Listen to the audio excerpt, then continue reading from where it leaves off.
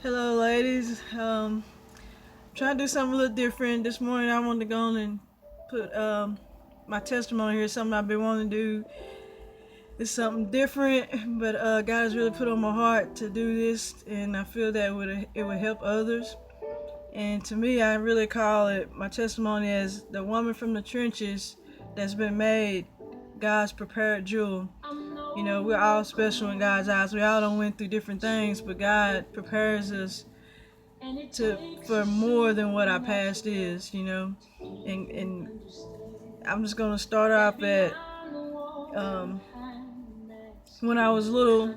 I started when I wasn't even a teenager yet, and my mom's boyfriend had sexually abused me, and at the time she had went and talked to him about it, and he still was there though.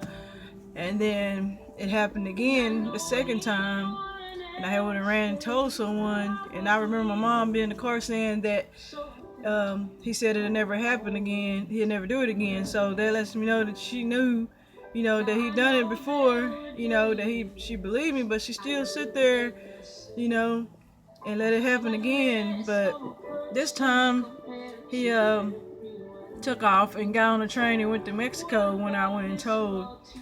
And I believe a few days after that, he was calling from Mexico and stuff. And I remember we was at my aunt's, and my mom actually ended up days later going to Mexico where he was.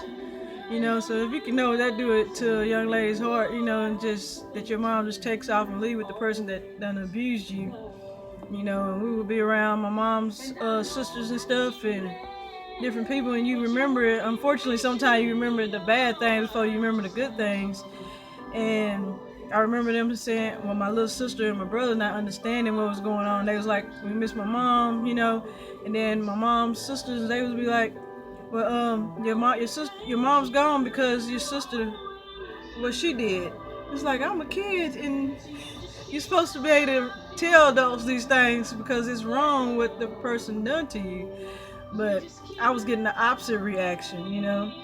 And my mom followed and went with him, ended up going to Mexico, and she left the house that we were staying in for my dad to take care of us. He had been with a woman, but he had came where we was, tried to take care of us, and he was losing I think he lost like the refrigerator in the house. Then he was losing the house, and he had some girlfriend there with him, but he couldn't take care of it. So he ended up going back to the person he was with, and we went to one of my grandparents' house, my grandmother, my mom's mom, and we was there for a little while. And I believe I was at my grandmother's for a little while. My brother ended up staying with my dad later on. My sister stayed at my grandmother there, and I don't know, somehow at that being over my grandmother's house, I ended up at then was Renfro, and I really somehow God just ended up putting me there at church, and that was something that really helped me through a lot of things.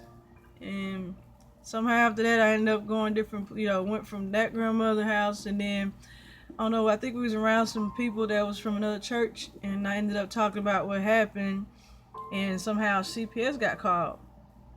And then my mother was actually down here visiting, and CPS asked my mom could she keep him away from us, and she said she couldn't promise that. So if it weren't for my grandmother and my mom's mom, if she wouldn't have said that she would keep us, we would have all went to CPS.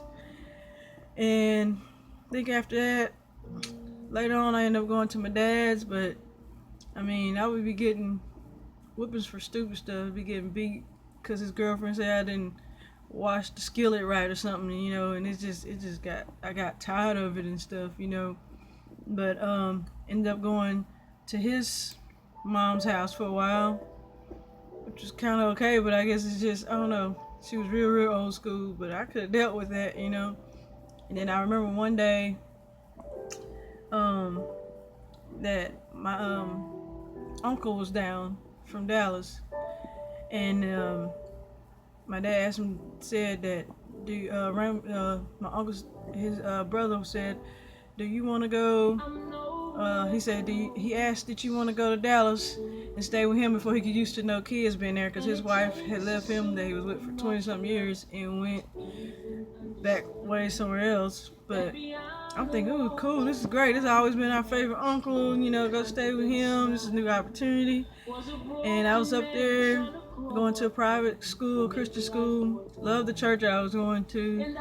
Was in Dallas and ended up getting in the law enforcement explorer program up there. Cause I had always wanted to be a cop since I was 5, but ended up getting the law enforcement explorer program. I mean, that really helped me a lot, but unfortunately, that was short-lived. The uncle I was living with started messing with me and everything, and sexually wise.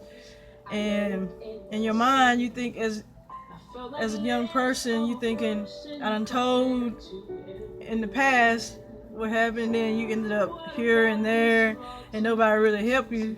Seriously, you never really got no help.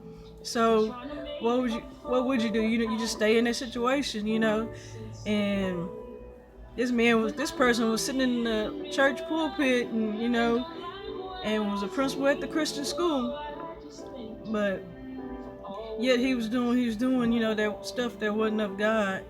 And the only outlet I felt good when I was at the law enforcement explorer meetings and different activities like that, or when I had the opportunity to